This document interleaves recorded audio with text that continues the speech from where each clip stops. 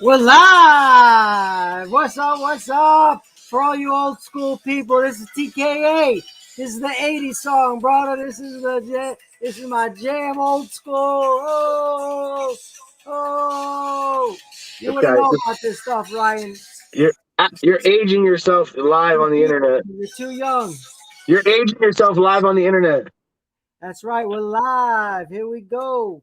What's up? What's up? This is Steve O here with the fighting news, here with the man, the myth, the legend, Ryan Perez, who had a great showing this past weekend with one of his fighters. Howard Davis two fighters making their debuts. Howard made his debut. How did Howard do? I mean, he won, obviously. Yeah. But in my honest opinion, I rated him as a C performance from what I expected. But like we were talking before we came on the air, it's good that he had that experience against like a Rusty Crowder, because now he knows like not everybody's gonna lay down. When you punch them twice, they're not gonna quit. So he figured that out, like, now that he can't just load up his punches on everybody, that he has to show his skill and his actual talent, Yeah. because he has skill, he has talent. It literally, but he took it like a street fight. And I told him that's not what I want him to do in there. That it needs to be technical, and take his time.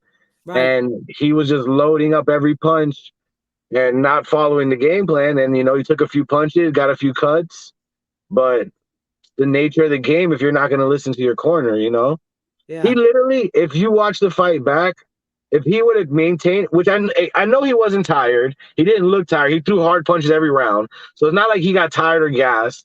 But if he would have just kept jabbing and coming forward, Crowder would have never punched him. The only times he got punched was when he stayed stationary and Crowder would dive in with something. Yeah. If he would have just stuck to the plan, used his jab, backed up Crowder and trapped him up, and then threw the looping right hand, he probably would have got Crowder out of there in the second round, third round. Yeah, yeah. He made the fight harder for himself. It didn't have to be that hard, basically. Yeah. The fight didn't have to be that hard. So let me bring on Mike. Hey, what's up, Mike? What's up? What's We're up? here with Mikey Feinberg, was at the event as well with me. As long as Ryan we're just talking about Ryan's two fighters. We're just talking about Howard Davis, Mike. And then he said that he did okay.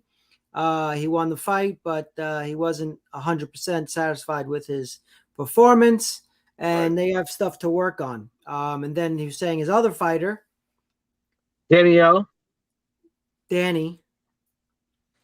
Cohen, with her little knockout in UFC or whatever that is, MMA. Yeah. Whatever. Again, I don't know nothing about MMA. I just taught her how to box, and we've been working on that combo for like a month. And I was like, just fake the jab to the body, over the top, and it's over for her. Yeah. So it was a great knockout for her. To Danielle Pitbull. Knocked her out. I mean, that's a headline. I mean, that's 2021 knockout headline for sure. I mean, that was some knockout. It's what I always. Go ahead, Matt. I didn't hear you. Oh, what's up, bro? What's good? What's good? Hanging in there, man. Hanging in there. But yeah, I mean, we worked on that at the gym because she showed me her opponent and she showed me that she was taller. So we used the Brandon Lambert strategy, which when you're fighting a taller fighter, you just jab to their face, you double jab, you jab to the face, get them to blink a little bit on it and bite. And then when you jab to their hip, the MMA fighter usually goes for the guard. And if you watch that video of her knockout, the girl literally, when she's fake jabbing to the hip, she goes to grab her and exposes her face. And then she was going to throw a right knee, because I watched it like real close to see how it worked out. She tries to go for the shoulders to throw a right knee, and Danielle just comes over top with the right hand and just slept her. And it's always the same thing with the MMA people, because they're programmed to go for that grab when they're in range. I can grab them, I can knee them, I could throw them, and they're not worried about that fucking overhand or that straight right coming behind that bullshit jab, because they're not boxers. And that was a beautiful shot by Danielle. Emotion. The one that she has online where she knocked her out. Prior to that, she dropped a chick earlier in the round with the same combination. Because the girl did the same thing. She feinted the jab. She got close enough where she thought Danny was in reach to grab her because she was taller, and she ate the overhand and got dropped too. Well, congratulations on your 2-0 this past weekend. Thank you. We just got that in the studio. So Ryan, I'm going to put you on hold. I'm going to bring you back in a little bit. Bear with us. All right. And listen to the show. All right. Mike, Matt, you want to introduce that? Yeah, for sure. So Take it away, Mike. Yeah, we've been long awaiting to have this conversation with Dat since last Friday night. As many of you know, BKFC was down here in South Florida on Friday night. Dat Nguyen took on Luis Palomino in one of the most epic fights, I mean, as far as matchups are concerned, in BKFC history that just took place. It was a very, very close contest. Many people in attendance thought that Dat Nguyen won that fight. Somehow the judges were very lopsided in an opposite decision. Nobody really understands what they were watching. So obviously he's upset. We've heard from many people, including David Feldman himself, who had stated that he thinks Dat Nguyen won the fight. But I want Dat to tell you how that conversation went. And Dat's going to come in right now with us. So again, world title boxing contender and, was undefeated in BKFC, former bantamweight BKFC world champion, Dat Nguyen. Dat, here we go. Dat, what's up, Dat? Hey, Steven and Mike, thanks for having me. Always a great pleasure to be on here. What's going on? Yeah, but I was wearing news. my Dat shirt too, man. I went with the Oh yeah, I got the new one. It's all metallic gold. Very nice. The fans come fighting. How you feeling, Dat? I'm doing great. Just can't wait to express how I feel, and move on to a rematch because Palomino, he acted like he won, but he didn't win. You know what I mean? The crowd know they booed him at the fight, and he ran the whole fight. He talked all the trash, but when it's time to fight, he ran. But before we get into that, before we get into all that, let's start a little bit going backwards, and let's start with your last victory against Johnny Bedford. Johnny Bedford. Mm-hmm.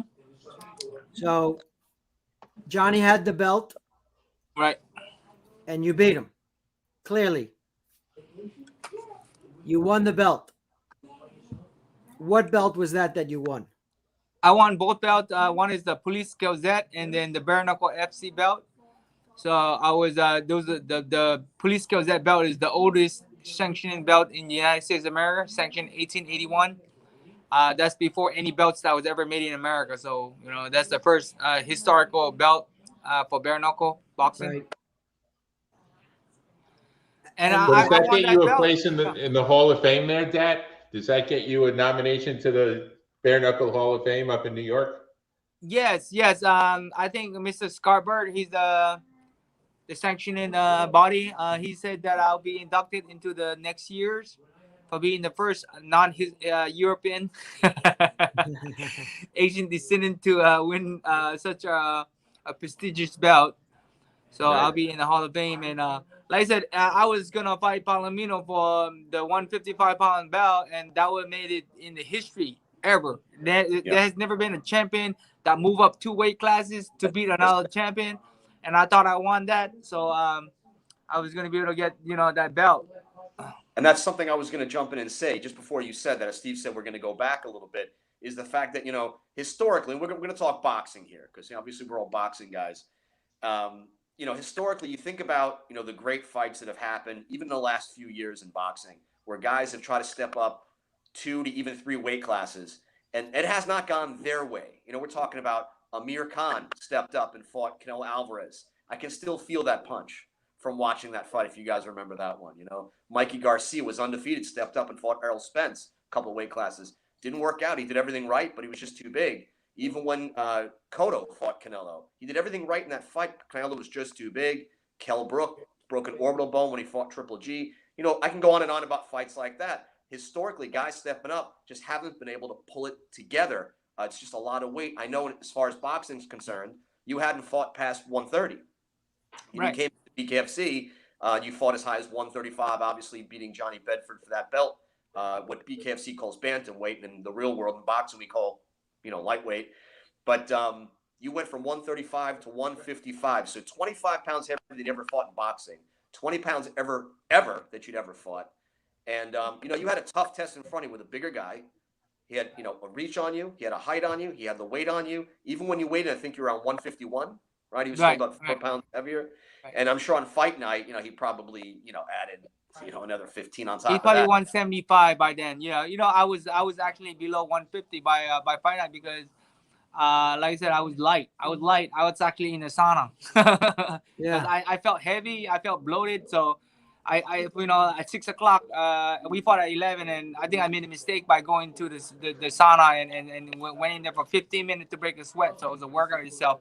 But like I said, it's what it is. But I thought I still won. Well, so let's talk about that leading up to it. So all that, obviously, knowing the weight disadvantage, reach disadvantage, height disadvantage, going in there, you still felt very confident that you're going to be able to beat that bigger man. So I just wanted to know what you saw in Palomino that made you realize, hey, I can do this. I'm securing myself, and I know I can beat him. Why? What was it about him specifically that you knew you could take him down?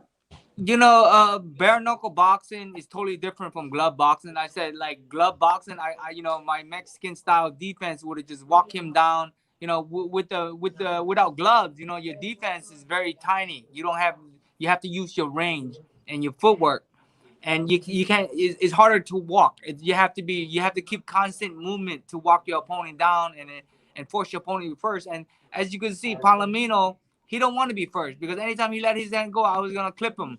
And in the first round, he was trying to be the dominant fighter by staying in the pocket and pushing me back. And then I hurt him. In the first round, and he realized how much power I had, and that's when he started running.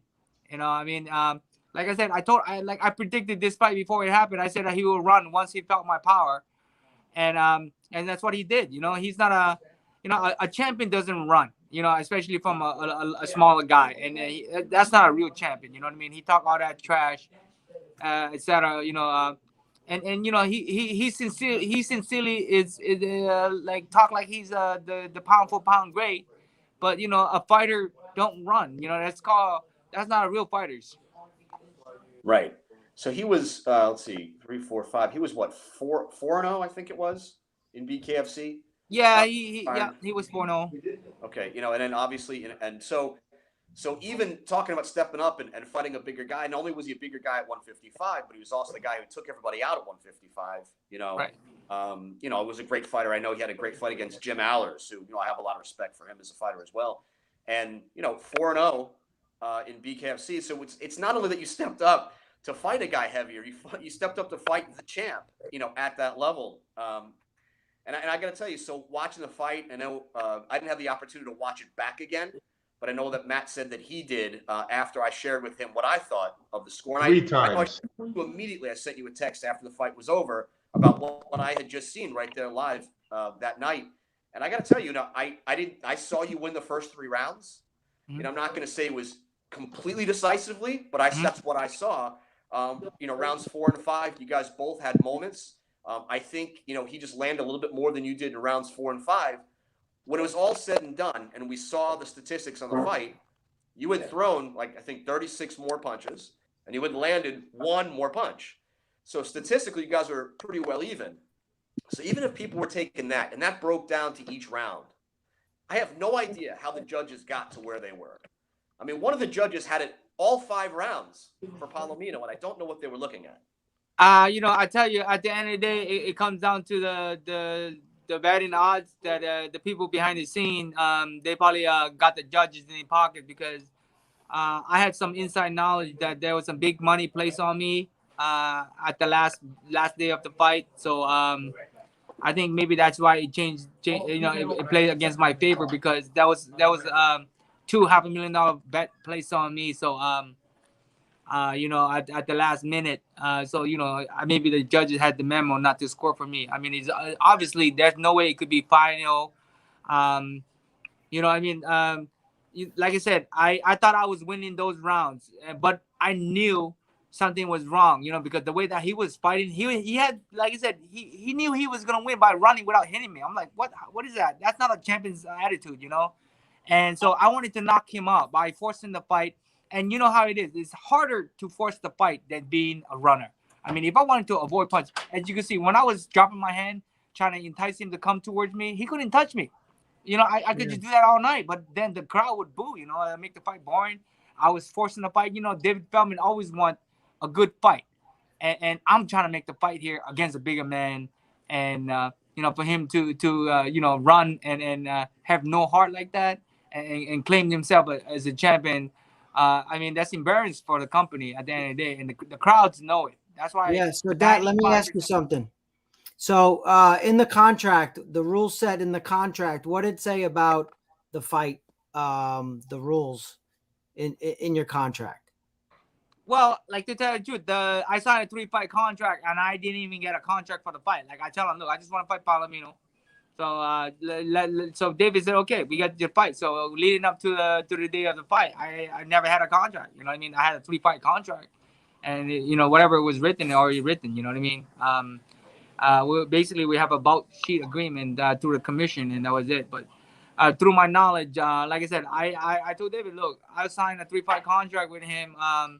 If he gave me Palomino, and that's what he did. You know, he gave me Palomino, and we took that fight.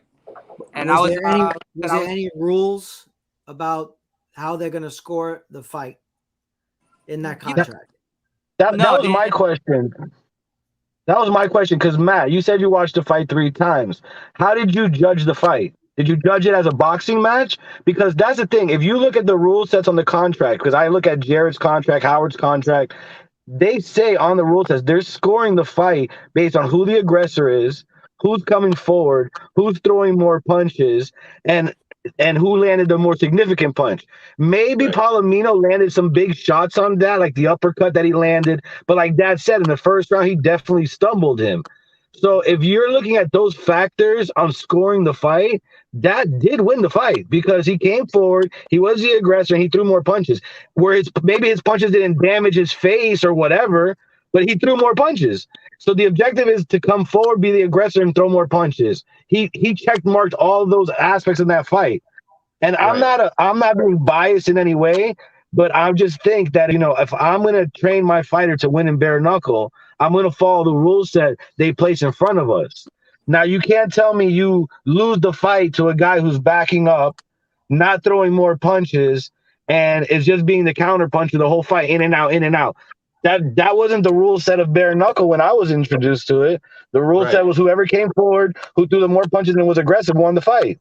And now I see it's that. So, like, my opinion, it should be is instead of being the boxing commission that's doing this, there needs to be a bare knuckle commission that's trained that says, hey, this is the rule set.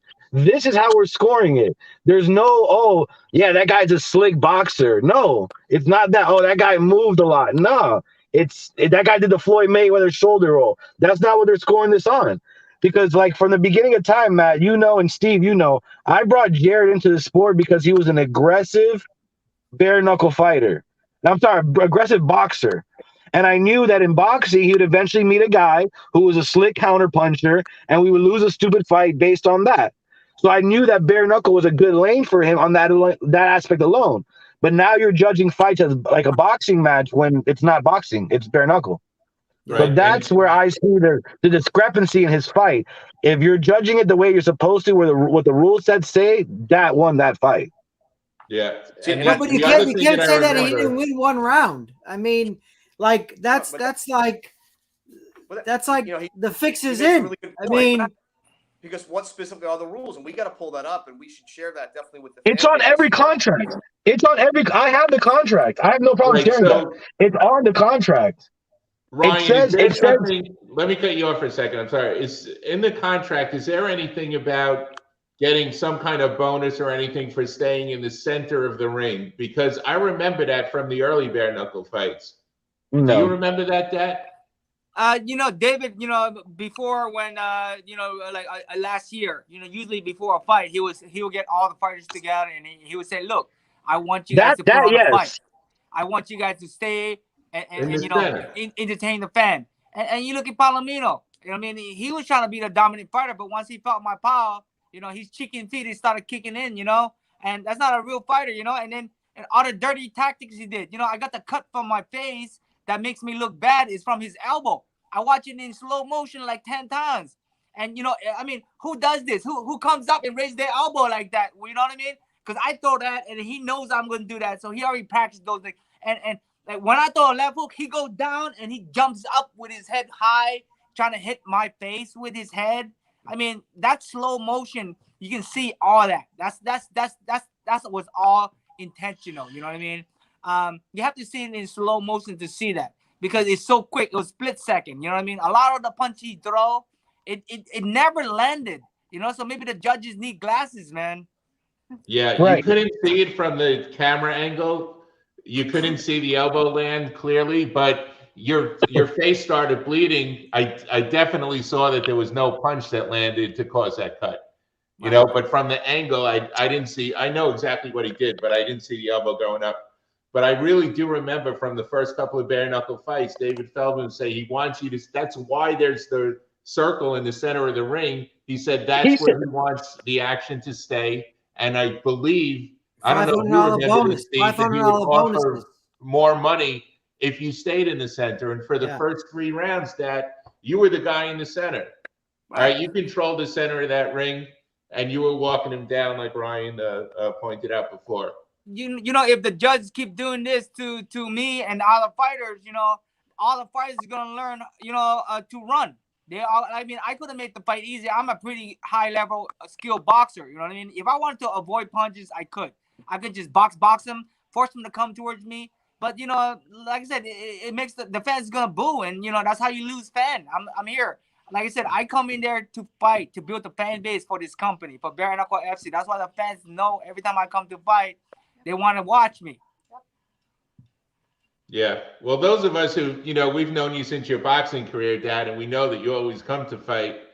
And there's no doubt about that. But I think Ryan is also spot on in saying that the judges have to be familiar with the bare knuckle rules that are in the contract and judge the fight the same way, you know, and aggression is a big part of it. So, I mean, it always is. Aggression, ring generalship is part of boxing scoring also. But they, you know, if they were really down with what's in the contract, I don't see how they could have given that.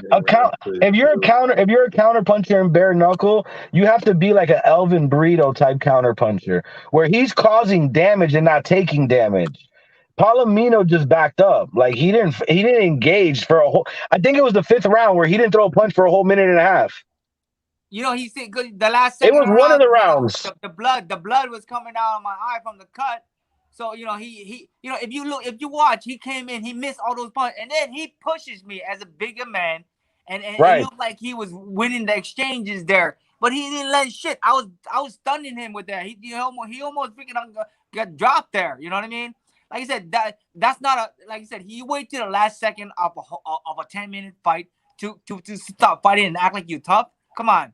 You know what I mean? You want to be tough. You fight from the beginning. No, and I'm not sure what round it was, but there was certainly a round where he didn't throw a punch for a whole minute and a half in a 2-minute round. Right. I'm not sure which round it was, but it was one of the rounds where he didn't throw a punch for like a minute. Yeah, he didn't throw a minute. The round's 2 minutes, and you're not punching for a whole minute and 20 seconds. You win the round. How is that even possible?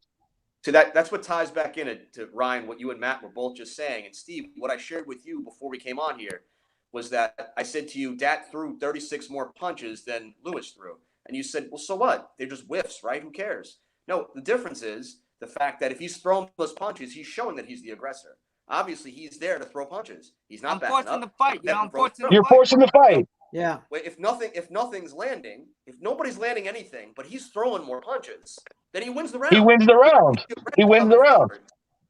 That's the way it's played. I don't know whether it's BKFC or boxing. You know, every time I throw Palomino, I look at the duck, run. I mean, like I said, I thought winning those rounds, but you know, like I said, the judges already got the memo. I got a comment on one of my pages and saying that Palomino came out before the fight and started giving hugs and shaking hands with those judges. And my son saw Palomino coming out too, because he sat ringside and he confirmed with me that, yeah, because I saw Palomino coming out. So maybe those judges got the memo. And another thing, his yacht buddy, his sponsor, the one that was working in his corner, that guy private messaged me. I don't even know who he was. He private messaged and said, look, I want to place a personal bet, $25,000 on you to get knocked out in the first round. I said, all right, take the bet instantly. Take the bet. I shared out my story. Said, I'm a man of my word. If I lose, David can give him my $25,000. If he lose, he better pay up. And this guy is a crook. He's how you gonna run a company? You message me with your company Instagram, and you coming over here trying to play with me like that. And at the end of the fight, you see his face on TVs. Everybody already sees his ugly face. You know what I mean? So let me ask you something, Dat. If they offer you this fight again, would you take it? Absolutely. I already told David. I talked to David yesterday. I said I want this rematch. Like I said, first of all, I'm gonna go to the state of Florida Boxing Commission. There's no way this fight could be 5-0. So that judge it's terrible. So I'm gonna submit for a review, a protest, and the commission is gonna look at this fight again. Like I said, when you watch it on TV and big screen, you can see it a lot clearer than watching it Right. at the bottom, because you don't get all the angle. You know what I mean? Like all the punch, he must have missed. He missed every punch he throw. He missed. Like he landed maybe 5 punches on me. That was it. You know what I mean? And he landed the whole fight. He landed one uppercut, and Bare Knuckle FC try to make him look good by showing highlights of him hitting me only. You know what I mean? The photographer of Bare Knuckle don't like me. When I fought Bedford, they did the same shit. I told David, look, David, what's going on, man? I'm trying to help you build this company over here, and you over here shitting on me. You know what I mean? Showing highlights of me getting hit. When I beat Bedford, they did the same thing. They only show that Bedford was hitting me when I was winning the fight.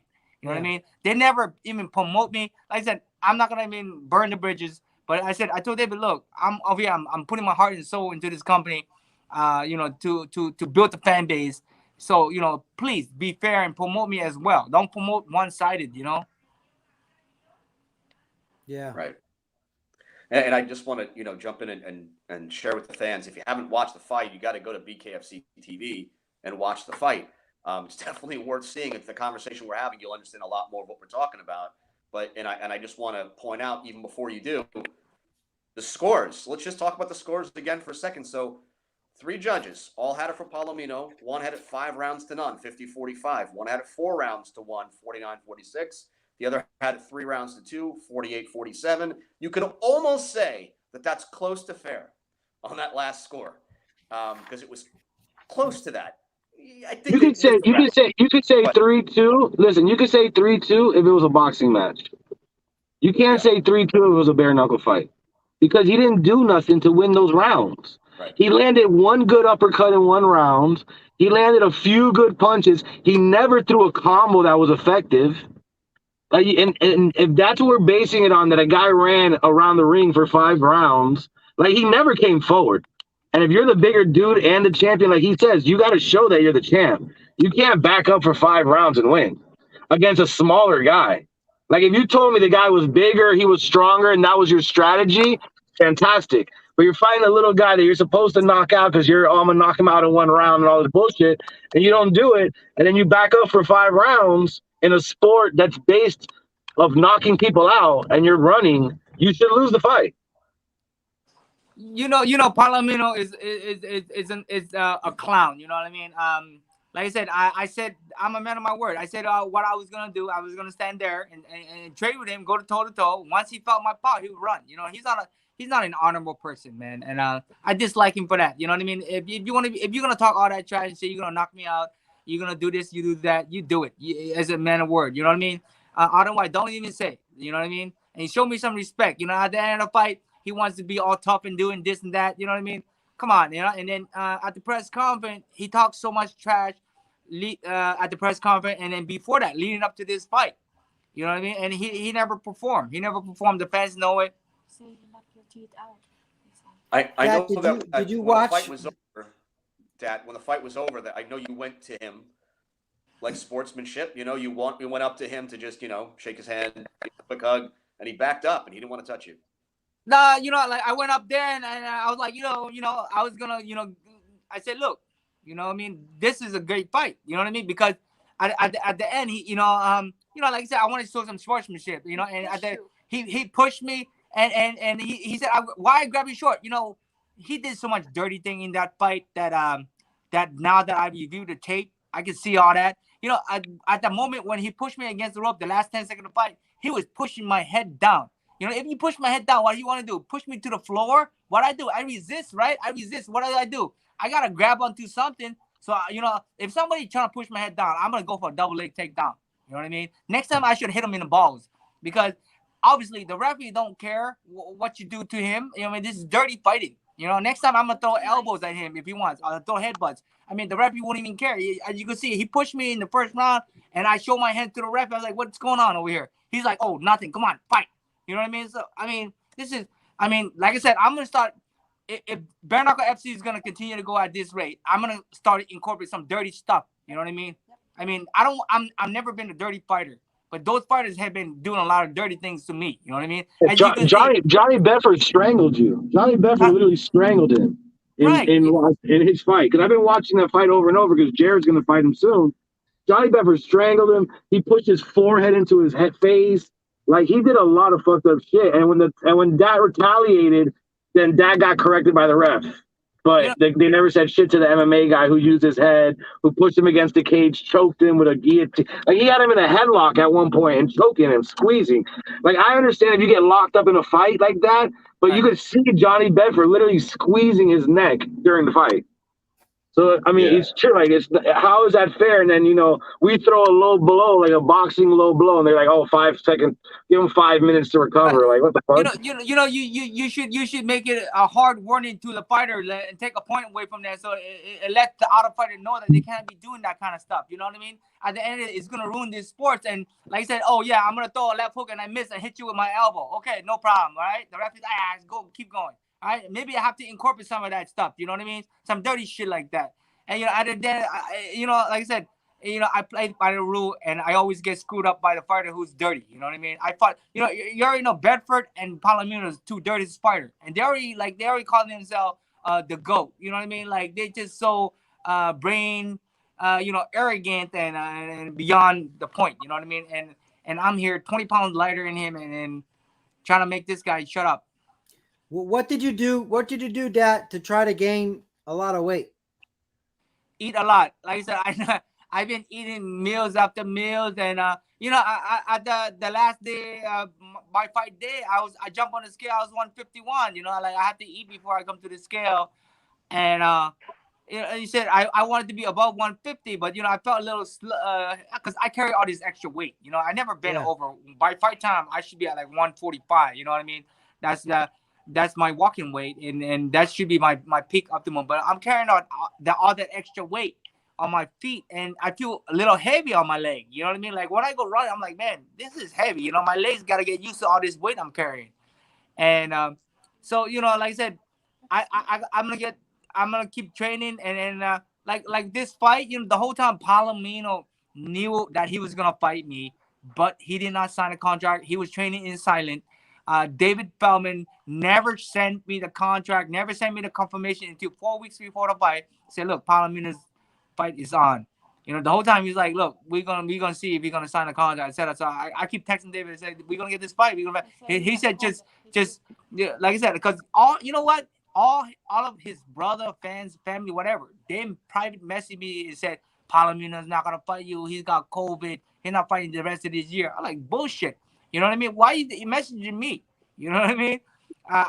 So I said, look, whatever it is, you know what I mean? So they're playing psychological mind game, and he's making all these excuses. And then he said at the press conference he won't make excuses, and he still did at the fight. And that's not what a true warrior do, That's not how a true fighter is, Yeah. So if for some reason you can't get the immediate rematch, that you plan on trying to fight some other guys around that same weight class, though? Would you try to continue doing that? That way you're prepared and ready for when you do fight Palomino, more comfortable at 155? like I said, I have a goal in bare knuckle, you know, to be multiple divisional world champion. And like I said, I'm not young anymore. I'm not looking to fight 5-6 times. You know, like I said, I'm not getting paid, you know, nowhere where I'm putting all the effort in there. You know what I mean? You know, I got other things I want to do besides fighting, you know. But if I wanted to fight, I want to build a legacy. I want to fight for championship belt. You know what I mean? So Palomino has the belt right now, and that belt should belong to me if I win that belt. So we need to get that rematch right away. We need to get that rematch right away so we can move on to bigger you know, things next. Yeah, well, I hope the one thing I hope is that David Feldman is listening to all the criticism that he got on Instagram. Every time he posted a clip, a lot of the comments where you got robbed or Pearl Gonzalez got robbed.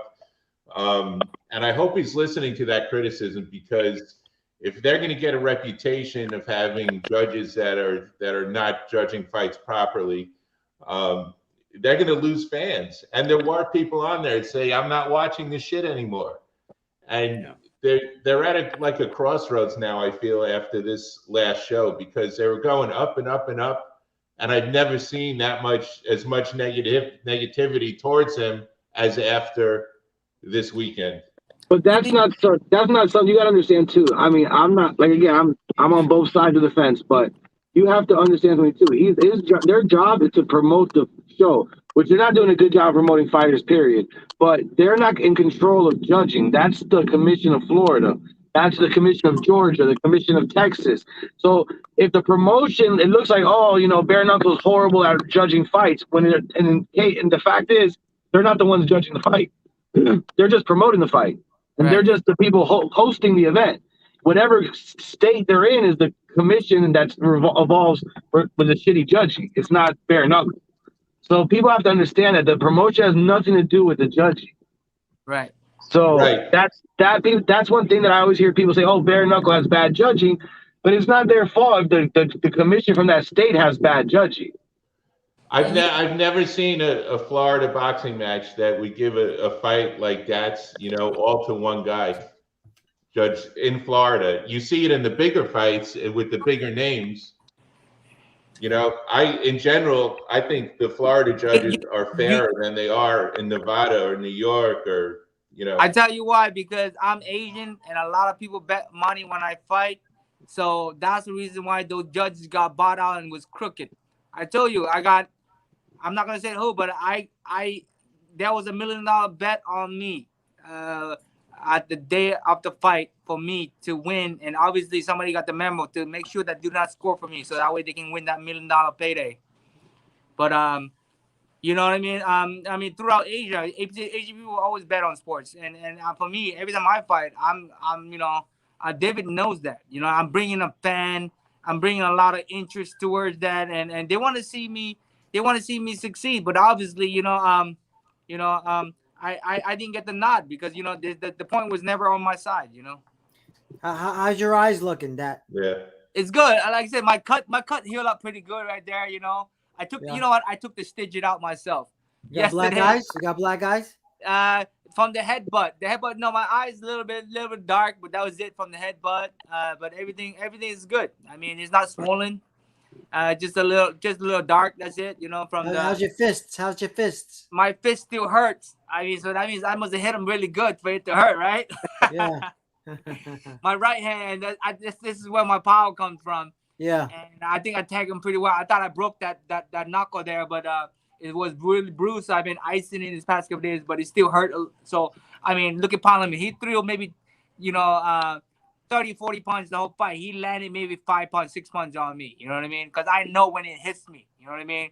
And it didn't even faze me. You know what I mean? So that overhand right was really working for you in like the first round and the second round, and then you stopped throwing it as much. Is that because it was hurt or what?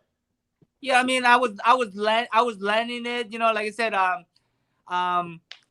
was landing it, and I was making some mistake. Like I said, my mistake was over exerting, you know, and trying to knock him out. You know what I mean? You know, I mean, after 2 rounds, I clearly won. I should have just, you know, said, look, point to the center of the ring like Johnny Bedford did. You know what I mean? Why are you running? You know what I mean? I should have done that, and maybe it would embarrass him and force him to stop running. You know, boxing for a long time.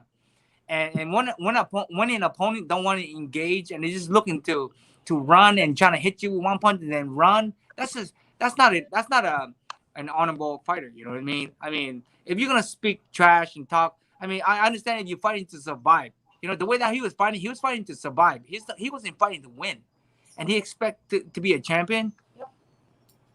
So Dad, how were you treated at the place? Did you had your own locker room? Everything up to the fight was going your way? You know, like I said before the fight, like I said, I share a locker with Lorenzo Hunt. So we had a pretty nice locker this time. You know, I didn't have to spend in the bathroom last time. And then you know, like I said, they made me walk out 20 minutes before my fight. I don't understand why. And you know, 5 minutes before the fight happens, Palomino walk out. I'm like, why are you walking me out? I'm thinking to myself, look, why are you walking me out so early out of my locker room? 20 minutes before the fight even happened. When the Per Gonzalez versus Brittany Hart fight, they walked me out at the first round. What is it? They think it's gonna be a first round knockout. I mean, they made me sit out there, and guess what? The whole time, Palomino and his drummer, you know, the drum, those walkout drums, they was trying to make me move to the side so they can push all those big drums. I mean, and I mean, it's just terrible. Was Palomino down there they were trying to also? screw me or something. Was he down there also? No, he wasn't there. He was in his locker room. He was in his locker room. So right. So did you have space to warm up for that 20 minutes? Did you have any space to warm up in those 20 minutes, or you were stiff? Well, they told me to walk up to the walkway. The walkway was like maybe 4 feet apart, and they had to push all those jumps. I'm trying to bounce on that little section, shadow box. You know what I mean? I got to make the best out of it. But obviously, you know, it was a cold day, and I'm over here bare chest, you know, with my robe only, and trying to do the best I can, and you know, like I said, block all those negativity out. I mean, there was a lot of things. They're trying to prevent me from taking my son up to the walkout. Look, I said, look. If they have this issue with me, they should tell me beforehand. Do not, when I walk out with my son, for the walkout and tell me that I can't walk my son out. My son is 5 years old, right here. You know, he's everything to me, and you know, I said I fight for him. And don't tell me that he can't walk out with me when we've been talking about walking out together for months. You know what I mean? Right. And that, like I said. You know what I mean? It ruins my concentration. You know what I mean? I got better a fight here that is it's a war. You know, I have a war that I need to prepare for. I was to say, hey, buddy, because he's growing, man. Yes, he is. Pregnant with him, and I want to say hi to Lynn, but we've all been talking. I saw it pop up in the background a couple of times, so hi to Lynn also. And a question I wanted to ask you earlier on, because we kind of got away from it a little bit. Something I said earlier on before you came on. Is that conversation you and I had, is that David Feldman, you spoke with him, and he made a comment about what he thought the result of that fight should have been. I mean, can you share a little bit of that conversation that you had with him, with us? Right. He said that he thought I won the early rounds, and he thought that the least it could be was my favor, or could be a draw at the worst. You know what I mean? But like I said, I don't think he got the chance to watch the fight on TV yet. Because once he see the fight on big screen TV, he can see all the angle. Because when you're watching from one corner, you don't get to see all the angle. You know what I mean? All the dirty tricks that Palomino put on. You know what I mean? This guy is a veteran at dirty fighting. You know, and he didn't even succeed. He fought some big name, but he never succeed. You know, and now he come to bare knuckle and you know come out with all these dirty tricks and talking all this trash and you know that's not a way to represent this company. You know what I mean? Right. Well, you said the word draw. I don't like the word draw. And, I mean, that's mainly the reason why I think BKFC has an odd rounds like that, 5 rounds.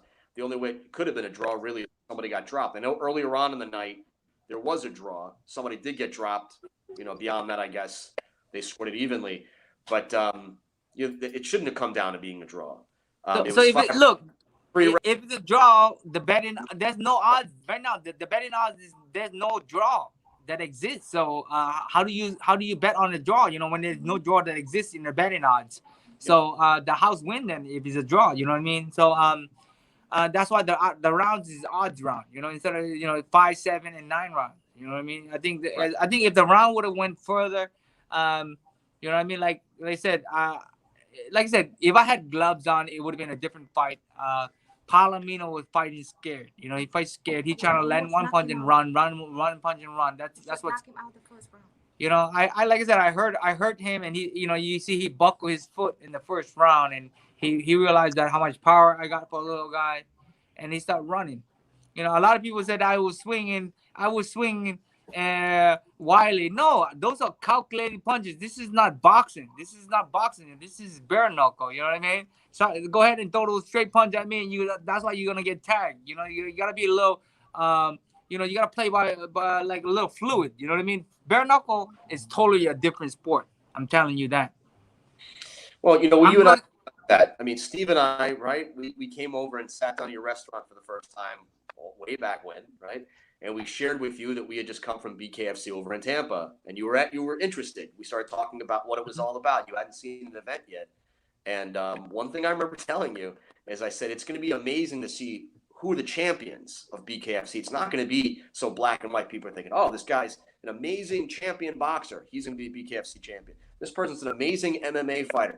They're going to be a BKFC champion. It's not the same thing. And I still hold to the fact that, if you were a great amateur boxer, you have a really good career in BKFC. If you're a guy who's quick, if you're a guy who's got a good stick, you're going to do really well in BKFC because it's not the same sport.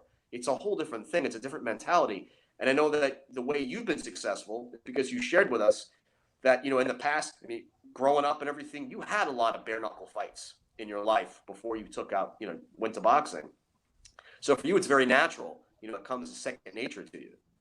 Like I said, I grew up in Maui, Hawaii. So, I did have some experience there. But, like I said, this is bare knuckle with rules. So, you know what I mean? So you have to play by the rules. But obviously, this MMA fighter like Palomino, they don't play by the rule. You know what I mean? They throwing elbows in there and headbutts. I mean, who does this? Who throw a punch and then come in with the head clash? So, for example, if you were there, the head is gonna hit you. You know what I mean? Like, so if you miss with the punch, the head's coming. Same thing with Johnny Bedford. I mean, if you gotta watch the intention of these guys and like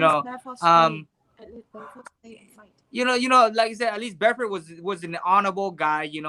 I like Bedford. This guy is not honorable, and then I can see right through him.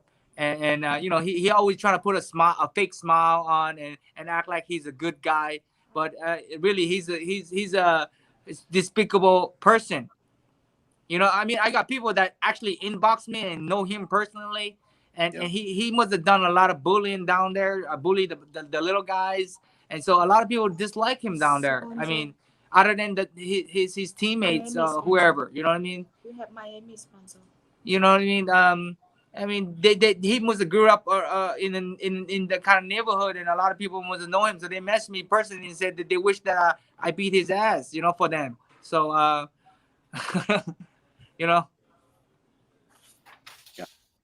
Yeah. And Matt, I just wanted to address something because you said something earlier. You said that other people were also saying they think that Pearl Gonzalez got robbed of her decision. Yeah, these were the comments that was on Instagram on the BKFC whenever they posted highlights, and there were a lot of people that said that got robbed of a decision, and also Pearl. The Pearl Gonzalez fight, I think Britton Hart won. I think it was closer than the judges scored it, but I definitely think that Britton won that fight. 1,000. I think natural talent, maybe Pearl's got a little more natural talent, but she didn't win that fight. Yeah, I mean, Pearl was a little bit more flat this fight than I think she had been in fight past, and I think that Britton Hart, I mean, she just it's the same thing. It's like how Dat was, she was taking the action to Pearl. And she was the aggressor, bleeding out of everything, and just kept coming forward. As much as she was bleeding, that was a nasty cut that she had under there. I was communicating with her even after the fact. She was bleeding like that. I invited her to come out to the Rise event the next night. She didn't get back to me till the following day. She said, I was just resting. She goes, I needed to rest. That's all I could do, but thanks for the invite. But I mean, that was a fight. Those two, it was. They went at it. You know, at the end of the day, I want to thank all my fans who traveled thousands of miles. I got fans all the way from Hawaii, Boston, Pennsylvania. They flew all the way down here and bought VIP tickets. I sold all my VIP tickets at the table, and I'm sorry that I let them down. I like I said, I came to fight, but obviously the judge wasn't scoring for me, so I just want to let them know that I want to thank them so much for being there and showing me so much love. And then all the Vietnamese people and all the people around the world, my fans, you know what I mean? They put so much hope in for me, and they see that I was in there to fight, and that's why it shows on social media. You know what I mean? Look at 95% of the people comment on there, and they said that I won this fight. But obviously the judge was scoring for me. The only 5% haters are the one that obviously didn't see the fight or they just hating. They say You know? you are crybaby. If you crybaby, you will fight. Well, I think when you have that rematch and you have to gain the weight back, I think it should be 20 pounds of foe. I think like now that you gotta realize I haven't fought since the Bedford fight. That's 9 months ago. So like now that I fought, if I used to fight within 4 months of now, I'll be very shocked. You know what I mean? The thing is that I gotta know I have a fight ahead of time, and like I said before. Oh, what happened? Yeah, Mike. So what happened to that? That disappeared. So did Matt. We'll go over the what do you call it? The results of BKFC and wait for that to come back in. Okay. Well, so we talked about Britton Hart beating Pearl Gonzalez. That was a great match. I mean, they really took it to each other. I think that Britton won a close fight, and she did. I think the decision was correct. I actually didn't hear the scores. Matt was saying it was very one-sided. That shouldn't have been the case if that was what happened.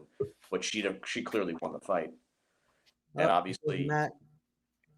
And here's that. Okay. And then we jump to the main bout. We talk about I don't know what's wrong with my speaker here. It's not working too good. Hello? Hey. Yeah. Yeah, we were just addressing the other fights real quick. I'm sorry, guys. My wife, she had the phone on it, but she didn't charge her phone, so it shut down. So let me see if I can get this portrait section here. It's not tilting. There it goes. There you go. I had to use my phone here, and I have the. Can you hear me? Yeah. Yeah. That's good. Yes. Yeah. Like I said, we was talking in the middle of that. I want to thank you guys so much for giving me an opportunity here to speak up. And like I said, I look forward to a rematch. If not, we fight Chad Mendes or somebody. It doesn't matter. I think Palomino already know because he said I was delusional, but now he's really scared. Like I said, I'm only gonna get better. You know what I mean? Like after this fight, I could see all the angles better now since I just fought. I mean, when you fight, you get better and better and sharper at bare knuckle. So I see some of the things that work and some of the things that don't work. So the next fight, you know what I mean? You're gonna see me at 200% better. And which weight do you want to fight? What is that? Which weight class do you want to fight at? Obviously, I wanted to get that belt. You know what I mean? Like I said, my plan. I mean, like I said, once I win that belt, I want. I'm not. I mean, I'm not gonna sit there and defend it 10 times. You know what I mean? Maybe that's the reason why David doesn't want me to have that belt. Who knows? I don't know. That's fine. But I just wanted to fight him to shut him up and take his belt, and then they possibly fight Chad Mendes or. Like I said, my ultimate goal is to fight Conor McGregor, and they kind of ruined my plan there, by scoring against me, Like I said, if Palomino would have engaged in exchange with me, I think the fight would have been over. You know what I mean? I'm the type that go for broke. So if you want to go, either you knock me out, I knock you out. Let's go. Don't run. Yeah. I mean, like I said, if you can't get that immediate rematch, Dad, I'd like to be able to see you fight another 155-pounder just to show everybody that this is what you're capable of doing at that weight class and maybe be more comfortable fighting guys to that size. So when you come back around to that rematch, it's just, one more step in the right direction for you.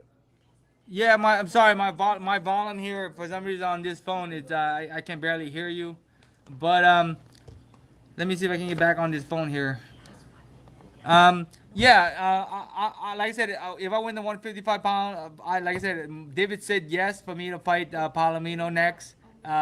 So he possibly, like I said, Palomino probably wants Chad Mendes because that might be an easier fight for him because Chad Mendes hasn't had any bare knuckle fights. I tell you, the more bare knuckle fights you have, the more experience you gain, and it's totally different from anything you fight.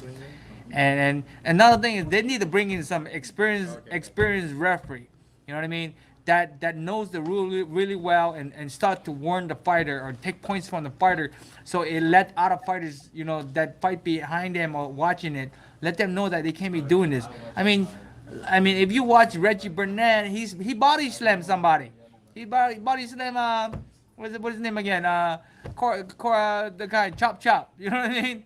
DeMarcus Corley. I mean, you can headlock somebody and you can headbutt them and stuff like that. I mean, it should be a point taken away. If it's intentional, you should give them 2 points taken away. Give them hard warnings that they know they can't be doing this kind of stuff.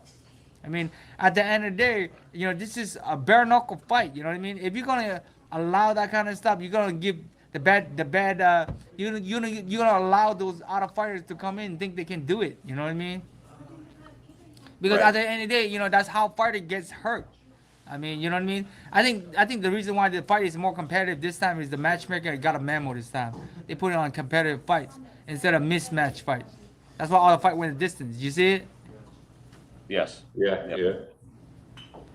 But thank you guys. Thank you very much. Yeah, Thank last you, words that. Thank you, Steve and Mike and over there. No, all my fans go to Fighting News.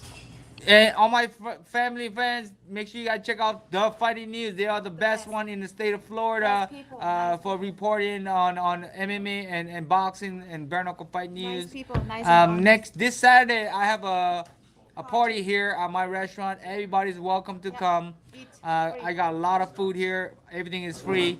You guys welcome to join me down here. Fight News, you're welcome to join me, Steve and Mike. I would love to Thank see you you, guys thank again. you. Make live. Yeah, and then hopefully I can go live because they block me from going live on live Instagram. interview with Steve. Yeah. All right, guys. Thank you very much, guys. I love you guys all.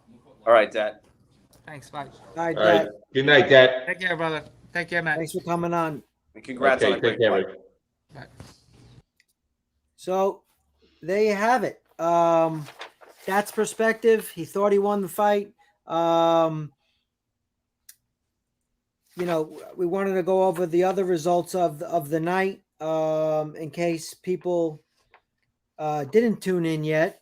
Right. As we were talking about, I know I said Britton Hart, Matt and I both said Britton Hart, we think, eked out a win. I think it was a close fight as well, but I definitely think she won that decision. And So they had it. The judges had that fight. Britton Hart defeated Per Gonzalez, unanimous decision, 48-47, 48-47, and 49-46. Okay, so it was right. So I thought you were That's saying fair. more lopsided. And then Lorenzo Hunt defeated Hector Lombard, unanimous decision, 48-47, 48-47, and 49-46, and won the cruiserweight title. Yeah, I think, both fights, because it's the exact same scoring between those two fights you just said. I don't know why 49-46 in either one of those fights. I think you could say 3 rounds to 2 in both those fights, and it probably would have been fair. Yeah. Hector realizes that he didn't win the fight that night. I did see him in his locker room after the fact. He was really down on himself. It took like a whole crew of people to kind of try to cheer him up and applaud him, because it was a valiant effort, and you got to give him that. That's for sure. Hector has a certain way about him that he fights. Not to say that he wouldn't be successful in bare knuckle, because he has been already, and I think he could be against certain kinds of fighters. But it's a very weird dimension of how he goes about his bare knuckle, and I can't show you because I'll be hitting the camera, but he leans in with his head down, and he throws looping shots over his head. I don't know if you guys have seen what I'm talking about. Well, he was a lot taller than him. Lorenzo. So he had to punch up.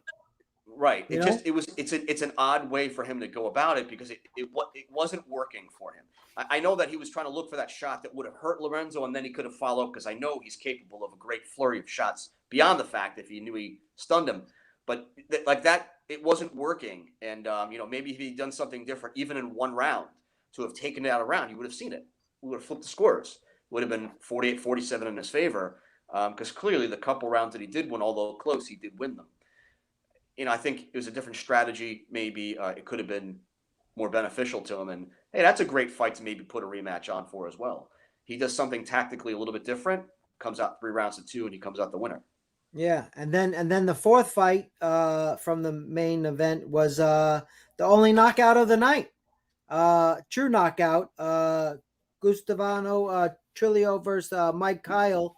Round 1, 34 seconds in round 1 knockout. Which was he was a huge favorite. That was I remember I was texting a couple of people. I'm like, this one's not going in to pass the first round. Right. Yeah. And then UFC phenom Marcus Brimage took a few years off from UFC, sort of kind of dropped off the face, and reappears at bare knuckle. So Marcus, he had his debut against Wilcott against Shutt SHUTT Shunt. It was a draw. 49-45, 46-48, and 47-47. So that was this. He didn't do that bad. It was an entertaining fight. Yeah, I do remember that was the draw. That's one I was discussing earlier on. I said earlier on because there was a drop, and that's why it comes out to be a fight. And they'll give both of them both a fight because they both went in there and they both banged. So it was it was a good fight. I didn't realize how small he is, how short he is. Yeah, he's like 5'4", man. He's a short little guy. Yeah, short little dude. Probably. But I think, Matt, you and I were talking about that, right? He's short, but he has these really long arms. Yeah, he's got long arms. He's got a really long reach for someone his height. Yeah. Really strange. It's I mean, really, really long arms for a short guy. And I said, I would think like his knuckles would be dragging his arms for so long, but no. And you could see it. I mean, you could see where his elbow line was, below his hip, and that those arms, he could take advantage. You have great defense if your elbows are down to your waist. You got great defense there. You can cover your whole body with your arms. Pretty much. And then Ryan Perez, who was just on the show with us, we got our photographer here. Gerardo is probably the same size as Marcus Brimage, saying not that short, bro. Ryan's fighter. Ryan was training Howard Davis. He defeated Rusty Crowder, unanimous decision, 50-45, 50-45, and 49-46. But I saw that same fight, and I said, Howard's killing him, like literally. And I probably, if I was a judge, I would have scored it 45. Yeah, 50-45, because he won every round. Well, 2 of them and you couldn't no one's gonna say, oh yeah, he didn't win the first round. Like there's not one round you can have a case that Crowder beat him. He punched him once square right here and it blew up and he started bleeding, but that's not winning the round. You hit him once. So congratulations to Howard. And then we had Arthur Wilcott against Joshua Alvarez, unanimous decision, 48-45, 48-45, and 50-44. Is that a typo? No. Say the first 2 scores again. 48-45, 48-45, and 50-44. That typo? 50-44 means that the person who lost got dropped. 48-45. So it's probably 50-45. It's probably 50-45. But I have a picture of one of these fighters in the audience, and he had won the fight, but his face was so messed up that literally he had like stitches all over here, all over the eyebrows, all over here. He was not happy. He was not a happy camper. I gotta post one of those pictures just to. Hey, look, some of the guys walked away basically unblemished. Yeah. Like no marks on them. I mean, I did see Palomino in his dressing room after the fight. I actually spoke with him for a little bit too. It didn't look like he was really in a fight. And again, we talk about the shots that landed. Dat didn't look like he was really too beaten up either. He had the cut and he had a couple of bruises pretty much from the headbutt. That's really what it came down to. But they didn't throw a lot of shots that landed on one another. So Lewis walked away like, he looked like he could have fought again too. Yeah. And then another fighter that we met at so Marcus Brimage, we met at the Bare Knuckle Fighting Championship Florida tryouts. We met Howard Davis there. We met Marcus Brimage. He was there. He's the one who jumped into the ring when they said, "Who wants to fight Lorenzo?" And no one, everyone's like, "Hell no!" And Marcus Brimage jumped into the ring, and that's the kind of chutzpah that they want in bare knuckle. They want someone who wants to fight. Right. He jumped in the ring and he went a few rounds with Lorenzo, and wasn't afraid to bang with him. So, the third guy we met at the tryouts was Tyler Randall. He defeated Darwin Bonilla unanimous decision, 48-45, 48-45, and 48-45. And he looked really good. He started the night off. So, not a lot of people got to see this fight, but I really enjoyed it. He came in there, he brawled and showed, listen, I'm here. What's up, Justin? You like this hat? Does it have this yellow camo in it like I have? Yeah, exactly. What we see, Steve, is your green screen. Yeah. All the that's funny. What's up, Justin? So it was a great night of fights. So does anyone want to go over what's coming up? What we have coming up on this month, I will start it off. We got a bunch of events coming up.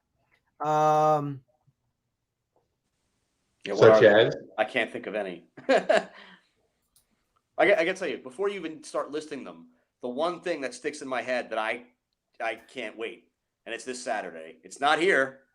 It's in Vegas. No. Well, we're not going. And Terrence Crawford and Sean Porter, for Yeah. the WBO welterweight championship, man. You talk about the fight that I have circled on my freaking calendar.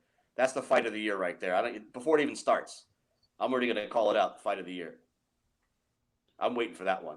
I want to see. And that's having a party that day. Yeah, I was wondering, is he going to show the fight? Does he even realize it's on? Because I'm not going to go hang out at his party if the other fight's on and I'm going to miss it. So, no, but if he was showing the fight, I think we should definitely go there. Oh, yeah. I want to ask him about it. I was going to ask him before we got off the air, but I figured I'd text him after we get done. If he's going to, I had a link on the website that said events, but I don't know where it is. I don't know where it went. That's pretty funny. Hold on. I know what we got coming up. Like everything happened already. Everything happened already. It's like you got Thanksgiving, you got Christmas coming up. January. I know Del Rey. Oh no. We got events, okay? So it's a Titan event. Titan is what, December 17th or something around there? So we have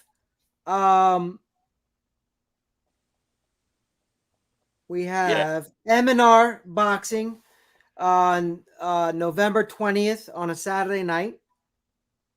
That's this Saturday. That's this Saturday night. With the other two events at the same time. Okay. So we won't be going to that. So that's one event. Yeah, there's some good fights on that card too, on the M&R card. That's one of that's going to be their best card I think I've ever seen. It's down in Miami, man. Miami's just been killing me lately. The traffic and whatever. And then we have What is it? Spit it out, Steve. Come on. Well, if you're figuring it out, let me work on January. So January, Titans the 17th of December. Okay. Titans the 17th of December. Okay. Titan 73.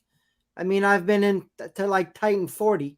And they're on 73. Wow, good for them. And then on the 18th, we have Deuces Wild, Israel's event at the Dania Beach Casino. December 18th? The 18th of December. BKFC's in Tampa on December 9th. They haven't had a full fight card published yet, but the main event is Martin Brown versus Bobby Taylor for the BKFC Lightweight World Title Eliminator at the Seminole Hard Rock Hotel Casino in Tampa. And then we have also another event, which is BYB.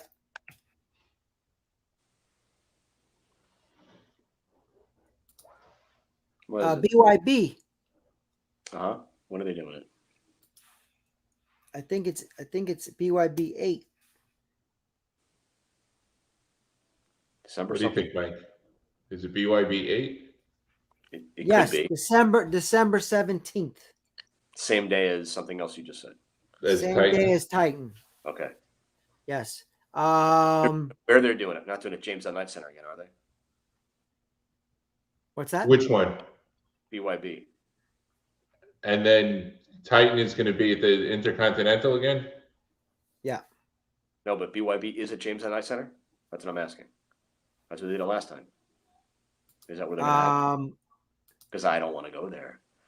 No. So I'm asking. Yes, it's at the James L. Knight Center. Like Matt said. But yeah. And believe it or not, they have really, really what do you call it? Best seats. They have really, really inexpensive seats if anyone wants to go. Mm-hmm. You gotta pay park. Which is good, because they usually show the shows on Facebook on YouTube. So on the YouTube channel. Yeah. All right. So hopefully somebody steps up and picks out a better venue, and maybe we can go to some of these other events too. Like Hard Rock's a nice spot to do it.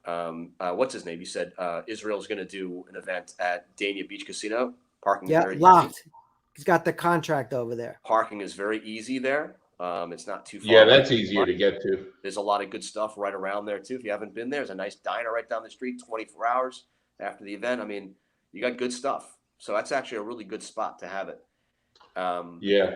That goes on pretty much in the Fort Lauderdale area. Palm Beach area is nice, but start going down to Miami, man. Intercontinental, James L. Knight Center, those places are a pain in the ass. They really are. I mean, it's a hassle to get down there. It's a hassle to drive in circles trying to find parking, and then to pay for the parking, and then to walk all the way through to the venue. Like, you're losing so much time.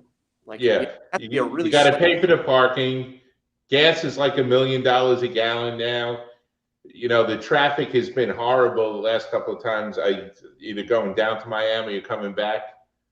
I got stuck for traffic in an hour one time coming back. It took me, total like 2 hours coming back from Miami. But No. I mean, these guys were doing events at the Hard Rock, which was nice, and then they stopped. Yeah. Who was it? Just had it. We just watched an event at the Hard Rock. The PFL. Let's say the champion. Yeah, that was a good show. It was a good show. It was a good venue. It was easy parking. Mhm. Like they gotta consider those things too. It's just it's more centrally located. People can come up from Miami. People can come down from Palm Beach. It's not difficult.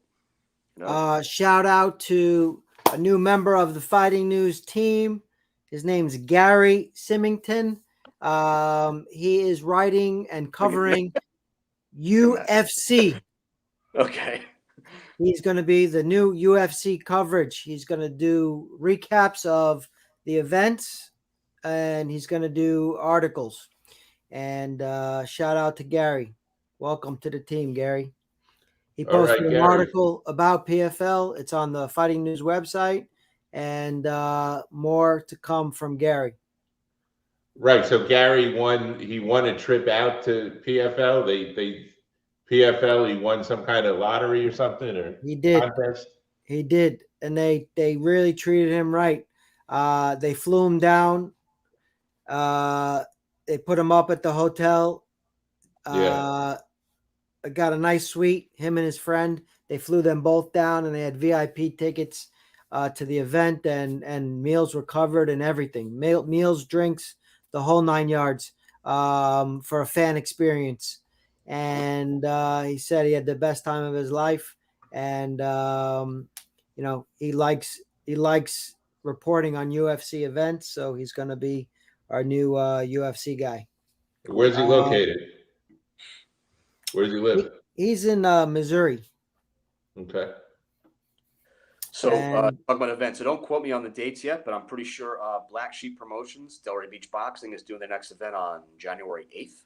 I think is the date that they're set to do that. I'm not sure if it's at the Delray Tennis Club or not. I think it's at the Delray Tennis Club, January 8th. There you go. Okay, so right there, locked in. And then January 22nd will be Rise's next event, and they're going to be doing their event. Should be back at the Hilton in Palm Beach, and that's going to be pro. Oh, just going to say that pro event. It's going to be a pro show. Maybe Matt won't have a barbecue that night.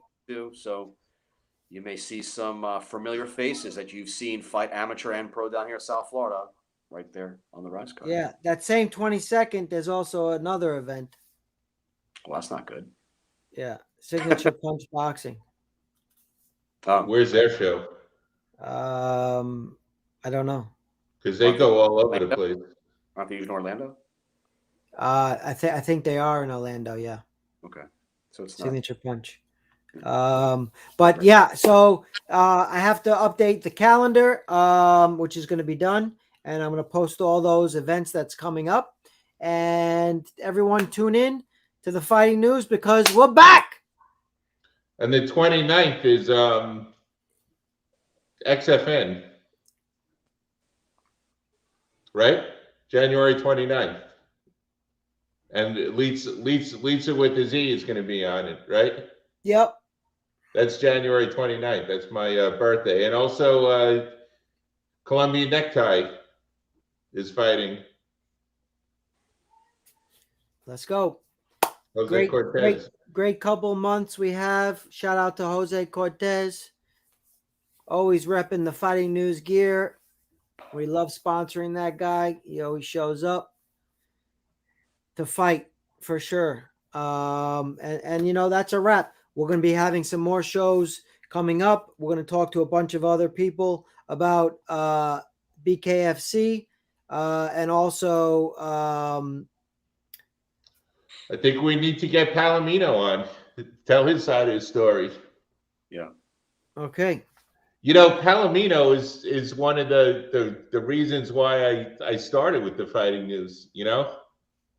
When he was down there fighting for the World Series of Fighting, all right, he was in those first fights that I covered as a reporter. He was bringing the action way back then. So Cool. All right. If he wants to come on and tell his side of the story, we got to have him, man. He's been with us for a long time. Yeah. We've been with him for a long time. Yeah. So we're going to get him on the show, and we're going to go from there. Good show. Thanks, everyone, tuning in. As always, you can find us on The Fighting News on Facebook, The Fighting News on Twitter, Instagram, The Fighting News, Instagram, _fighting_news, and like, comment, good or bad. We like them. YouTube, The Fighting News. That's our biggest platform. We have thousands and thousands of hits per day, hours and hours of watch time. And the reason why they're watching hours and hours is because it's good shit. Check it out. Well said, Steve. Steve-O, out. All right, Bye, everyone. guys. Great night, everyone. All right. Good night. See you later, guys.